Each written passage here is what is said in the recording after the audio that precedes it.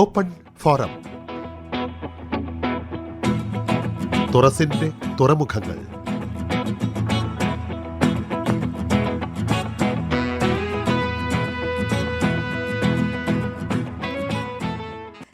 ഞാനിപ്പം ഫ്രീലാൻസറായിട്ട് വർക്ക് ചെയ്യാണ്. അപ്പോൾ എന്നെ സംബന്ധിച്ചിടത്തോളം വായിക്കുക എന്നുള്ളത് ഞാൻ ഇങ്ങനെ ചൂസ് ചെയ്തിട്ടാണ്. അപ്പോൾ അതുകൊണ്ട് ഞാൻ എപ്പോഴും ഒരു പുസ്തകത്തെക്കുറിച്ച് ഒരു ചെറിയ അന്വേഷണം നടത്തിയതിന് ശേഷമാണ് ഞാൻ ആ പുസ്തകങ്ങൾ ചൂസ് ചെയ്യുന്നത്.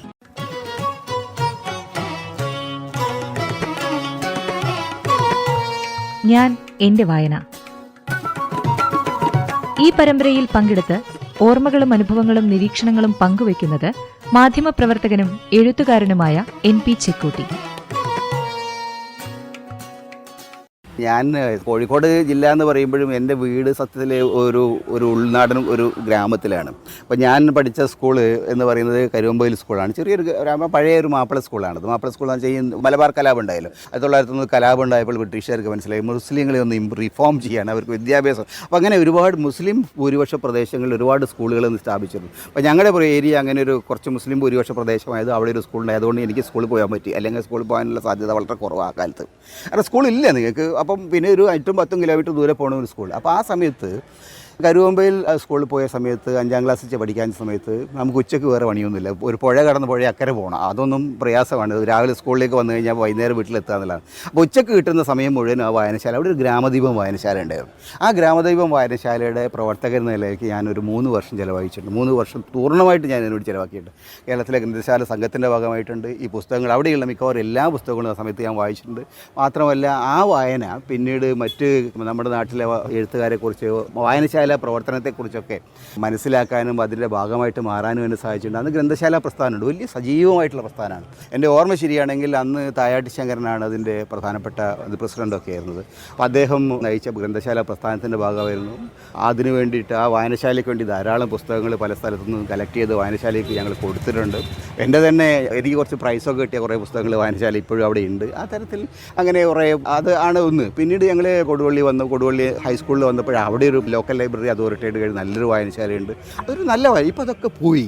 ഇപ്പോൾ യഥാർത്ഥത്തിൽ സങ്കടം തോന്നുന്നത് നമ്മുടെ ഗ്രാമീണ വായനശാലകളിൽ പലതും ഇന്ന് പഴയ കാലത്തെ പോലെ അത്ര സജീവമല്ല. കാരണം വായിക്കാൻ മറ്റ് മേഖലകളിൽ നിന്ന് പുസ്തകങ്ങൾ ഇവർ കിട്ടുന്നുണ്ട് ആവശ്യം യങ്ങർ ജനറേഷൻ.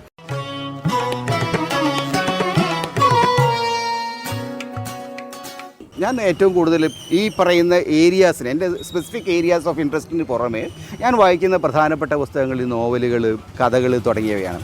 അതിൽ ഞാൻ ഏറ്റവും ഇഷ്ടപ്പെടുന്ന ഒരു സീരീസ് ഓഫ് ബുക്സ് എന്ന് പറയുന്നത് ഹിസ്റ്ററിയും കഥകളും തമ്മിൽ മിക്സ് ചെയ്യുന്ന ഒരു തരത്തിലുള്ള എഴുത്തുണ്ട്. ചരിത്രത്തെ എങ്ങനെ ഇങ്ങനെ ഈ തരത്തിൽ ഉപയോഗിക്കാം. അത് പഴയ തരത്തിലുള്ള ചരിത്ര കഥകളല്ല, വാൾട്ടർ സ്കോട്ടിൻ്റെ ചരിത്ര കഥകളല്ല. പക്ഷേ നമ്മുടെ ചരിത്രത്തെയും നമ്മുടെ ജീവിതത്തെയും വളരെ വളരെ പുതുമയോടെ ആവിഷ്കരിക്കുന്ന നിരവധി എഴുത്തുകാരുണ്ട്. അപ്പോൾ അത് ഇംഗ്ലീഷിലുണ്ട്, മലയാളത്തിൽ നമ്മുടെ നാട്ടിലുണ്ട്.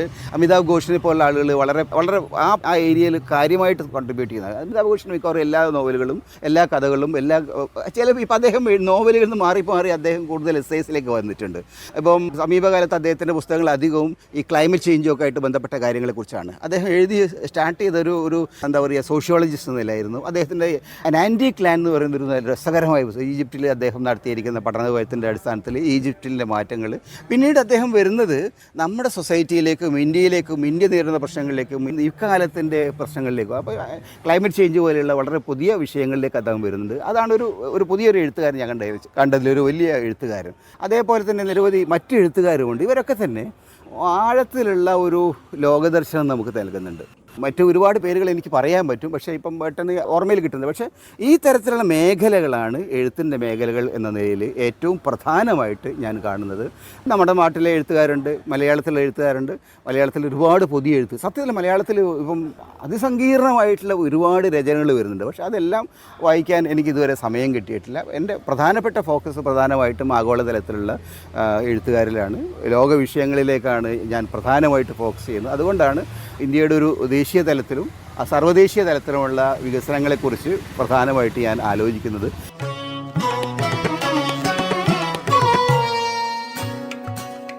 10-35 വർഷമായിട്ട് മാധ്യമപ്രവർത്തനമാണ് ഞാൻ ചെയ്യുന്നത്.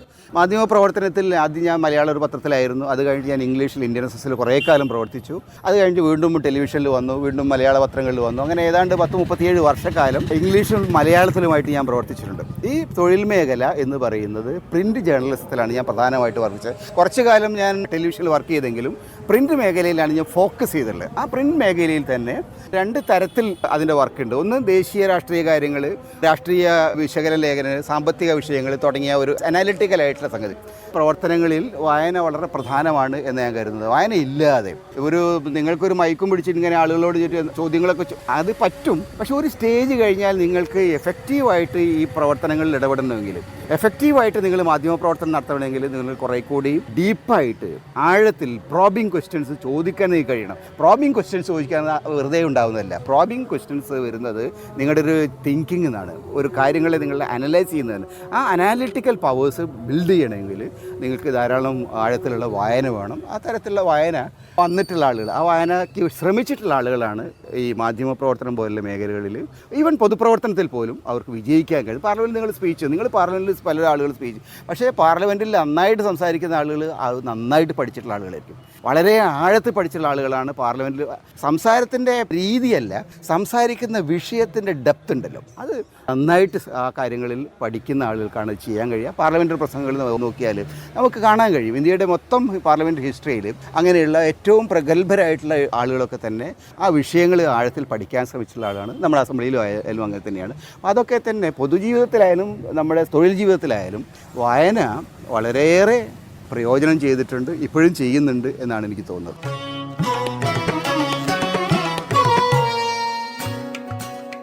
ഈ വായന ഉണ്ടാകുമായിരിക്കും, പക്ഷെ ഞാൻ ഇപ്പോൾ ഈ വായന എനിക്കിപ്പോൾ കിൻഡിൽ വഴിയൊക്കെ വായിക്കാം, എനിക്ക് ബുദ്ധിമുട്ടൊന്നുമില്ല. ഞാൻ സാധാരണ ഞാൻ പത്രം വായിക്കുന്ന അധികവും, കാരണം കേരളത്തിലെ പത്രങ്ങൾ ഒഴിച്ച് ഞാൻ വായിക്കുന്ന പത്രങ്ങളെല്ലാം ഈ ഇലക്ട്രോണിക് ഇതിലുമാണ്. ഉദാഹരണം, ഞാൻ ഏറ്റവും കൂടുതൽ വായിക്കുന്ന 2 പത്രങ്ങൾ, ഒന്ന് ന്യൂയോർക്ക് ടൈംസും ഒന്ന് ഇക്കോണമിസ്റ്റുമാണ്. Economist വീക്കിലിയാണ്, New York ഡെയിലിയാണ്. അത് രണ്ടും എനിക്ക് ഫോണിൽ മാത്രമേ വായിക്കാൻ പറ്റൂ. കാരണം അതില്ലാതെ ഈ 2 പ്രധാനപ്പെട്ട അന്താരാഷ്ട്ര പ്രസിദ്ധീകരണവും വായിക്കാതെ നമുക്ക് ലോകത്തെ മനസ്സിലാക്കാൻ കഴിയില്ല. അപ്പോൾ അതുകൊണ്ട് അതുപോലെ തന്നെ ഡെർ സ്പീഗൽ എന്ന് പറഞ്ഞിട്ട് ജർമ്മനി എന്നുള്ളതാണ്. ഇത്തരത്തിലുള്ള സാധനങ്ങളൊക്കെ ഓൺലൈനിൽ. പക്ഷേ പുസ്തകം എന്ന് പറയുമ്പോഴേ, ഒരു നോവൽ എന്ന് പറയുമ്പോഴേ, ഒരു നോവൽ സമ്മാനം കിട്ടിയപ്പോൾ ഒരു പുസ്തകം കിട്ടിക്കഴിഞ്ഞാൽ ആ പുസ്തകം തന്നെ നിർബന്ധമായിട്ട് കയ്യിലെടുത്ത് വായിക്കുക എന്നുള്ളത് പ്രധാനമാണ്. കാരണം ആ ഒരു വായന, പുസ്തകം ഫിസിക്കലായിട്ട് നമ്മുടെ കയ്യിൽ വെച്ചിട്ടുള്ള വായനയുടെ ഒരു ഗുണം അപ്പോഴും നമുക്ക് അടിവരയിടാൻ പറ്റും.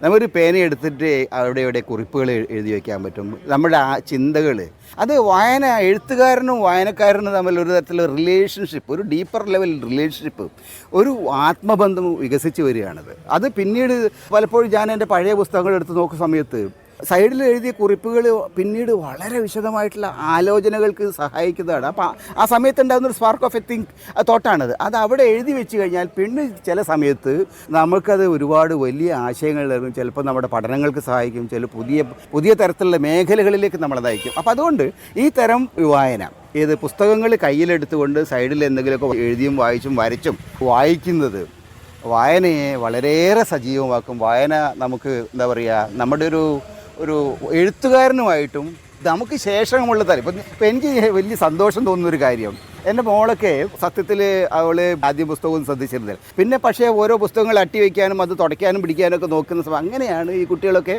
പുസ്തക വായനയുടെ രംഗത്തേക്ക് വരുന്നത്. അത് അവൾക്ക് വലിയ പ്രയോജനം ചെയ്തു. അവൾ ഇപ്പോൾ അത് കഴിഞ്ഞിട്ട് ഇപ്പോൾ PhD ഒക്കെ പോവുകയാണ്.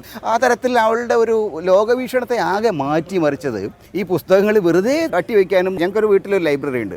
ഒരു 40-40 വർഷമായിട്ട് ഞാൻ കളക്ട് ചെയ്തുള്ള പുസ്തകങ്ങളെല്ലാം, അതിൽ പ്രധാനപ്പെട്ടതെല്ലാം വീട്ടിൽ പല സ്ഥലങ്ങളിലായിട്ട് ശേഖരിച്ച് വെച്ചിട്ടുണ്ട്.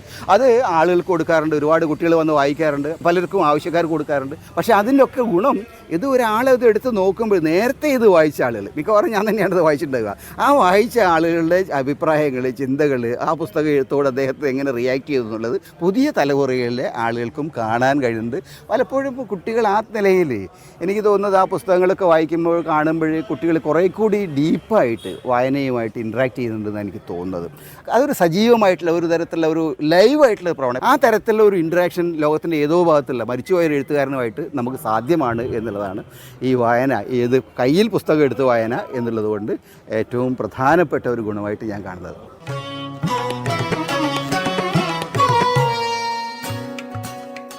ഞാൻ പ്രധാനമായിട്ട് പറയുന്നത് എൻ്റെ രാഷ്ട്രീയ ജീവിതത്തെ, എൻ്റെ പൊതുജീവിതത്തെ, എൻ്റെ മാധ്യമ ജീവിതത്തെ പ്രധാനമായിട്ട് ഡിഫൈൻ ചെയ്ത, എന്നെ കൂടുതൽ സഹായിച്ചിട്ടില്ല, എനിക്ക് കൂടുതൽ കൃത്യമായിട്ടുള്ള ഒരു ദിശാബോധം നൽകിയിട്ടില്ല, എനിക്കൊരു ക്ലാരിറ്റി ഓഫ് ഐഡിയാസ് നൽകിയിട്ടുള്ള വായനയെക്കുറിച്ച് മാത്രമാണ് ഞാൻ പറഞ്ഞത്. പക്ഷേ മറ്റ് മേഖലകളിൽ ധാരാളം വായിക്കുക എന്നുള്ളത് വളരെ പ്രധാനമാണ്. വായന എന്ന് പറഞ്ഞാൽ എനിക്ക് തോന്നുന്നത് നമ്മുടെ താല്പര്യമുള്ള വിഷയങ്ങൾ, നമുക്ക് വേണ്ടപ്പെട്ട വിഷയങ്ങളിൽ മാത്രം ഫോക്കസ് ചെയ്താൽ പറ്റില്ല. ആ മേഖല വളരെ പ്രധാനം. മാത്രമല്ല അതിൽ തന്നെ വായിച്ചാൽ തീരാത്ത, ഇപ്പോൾ ഞാനിപ്പോൾ വായിച്ച് നോക്കുമ്പോൾ ഇപ്പോൾ തന്നെ എൻ്റെ കൺമുമ്പിൽ എൻ്റെ കയ്യിൽ ഒരു 5-8 പുസ്തകങ്ങളുണ്ട്. ഇപ്പോൾ വളരെ പ്രധാനപ്പെട്ട പുസ്തകം, ഇതൊന്നും ഒഴിവാക്കാൻ കഴിയില്ല. അപ്പോൾ നിയാൽ ഫിർഗൂസിൻ്റെ ഒരു പുസ്തകമുണ്ട്, ഇമ്പീരിയൽ എംപയറിനെ കുറിച്ചുള്ള പുസ്തകം. സമീപകാലത്തിൽ ഏറ്റവും പ്രധാനപ്പെട്ട എംപയറിനെ കുറിച്ച് ഞാൻ നേരത്തെ പറഞ്ഞതിൽ നിന്ന് വളരെ വ്യത്യസ്തമായിട്ടുള്ള ഒരു കാഴ്ചപ്പാട് എടുക്കുന്ന ഒരു പുസ്തകമാണ്. അതിപ്പോൾ ഞാൻ വായിച്ചുകൊണ്ടിരിക്കുന്ന ഒരു പുസ്തകമാണ്. അതേ തരത്തിലുള്ള വേറൊരു രസമുള്ളൊരു പുസ്തകമുണ്ട്. ഇപ്പം ആധുനിക കാലം, നമ്മുടെ ജീവിച്ചിരിക്കുന്ന കാലത്തെക്കുറിച്ച് മനസ്സിലാക്കാൻ വേണ്ടിയിട്ട് അങ്ങനെ കുറേ, ഇപ്പോൾ പങ്കജ് മിശ്ര, അദ്ദേഹത്തിൻ്റെ ദ ഏജ് ഓഫ് ആങ്കർ. അപ്പോൾ ഈ 21-ാം നൂറ്റാണ്ടിൽ ഈ കാലത്ത് അതിഭീകരമായുള്ള പൊട്ടിത്തെറികൾ നടക്കുന്നു, അതിഭീകരമായ സംഘർഷങ്ങൾ നടക്കുന്നു, ലോകത്തിൻ്റെ എല്ലാ ഭാഗത്തും നിരന്തരമായിട്ടുള്ള കടുത്ത, എന്താണ് അതിന് പിന്നിലുള്ള കാര്യം? അത് ഏറ്റവും നന്നായിട്ട് വിശദീകരിക്കാൻ ശ്രമിക്കുന്ന ഒരു എഴുത്തുകാരനാണ് ഈ പങ്കജ് മിശ്രയുടെ ഈ പറയുന്ന ഏജ് ഓഫ് ആങ്കർ. അത്തരത്തിലുള്ള നിരവധി മറ്റു പുസ്തകങ്ങളുണ്ട്. ലോകത്തിൻ്റെ മറ്റു പല ഭാഗത്ത് നിന്നുള്ള എഴുത്തുകാർ ഇന്ത്യയെക്കുറിച്ച് പുറത്തുനിന്ന് കാണുന്ന ആളുകൾ, ഇന്ത്യയുടെ രാഷ്ട്രീയത്തെ, ഇന്ത്യയുടെ ജീവിതത്തെ വിദേശത്തു നിന്ന് കാണുന്ന ആളുകൾ, അതേപോലെ തന്നെ ഇന്ത്യ പുറം ലോകത്തെ കാണുന്ന കാഴ്ചകൾ, ഇങ്ങനെ നിരവധി മേഖലകൾ യഥാർത്ഥത്തിൽ വായനയ്ക്കായിട്ടുണ്ട്. എനിക്ക് തോന്നുന്നു അതിനപ്പുറം മലയാളത്തിലായാലും ശരി, ഇംഗ്ലീഷിലായാലും ശരി, വളരെ രസകരമായിട്ടുള്ള പുസ്തകങ്ങൾ, നോവലുകളായാലും ശരി, കഥകളായാലും ശരി, കവിതകളായാലും ശരി, ഇതെല്ലാം വായിക്കുക എന്നുള്ളത് എന്നെ സംബന്ധിച്ചിടത്തോളം വളരെ പ്രധാനമാണ്. ഞാൻ എപ്പോഴും വളരെ ചൂസിയാണ് ഈ കാര്യത്തിൽ. കാരണം എനിക്ക് കിട്ടുന്ന പുസ്തകങ്ങളെല്ലാം കൂടി വായിച്ചു തീർക്കാൻ എന്താ പറയുക, സമയം എനിക്കില്ല. ജീവിതത്തിൽ വളരെ ചുരുങ്ങിയ സമയം, നമുക്ക് ജോലിയും ചെയ്യണ്ടേ.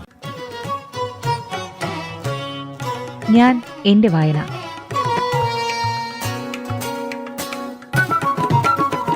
ഈ പരമ്പരയിൽ പങ്കെടുത്ത് ഓർമ്മകളും അനുഭവങ്ങളും നിരീക്ഷണങ്ങളും പങ്കുവച്ചത് മാധ്യമപ്രവർത്തകനും എഴുത്തുകാരനുമായ NP ചെക്കൂട്ടി.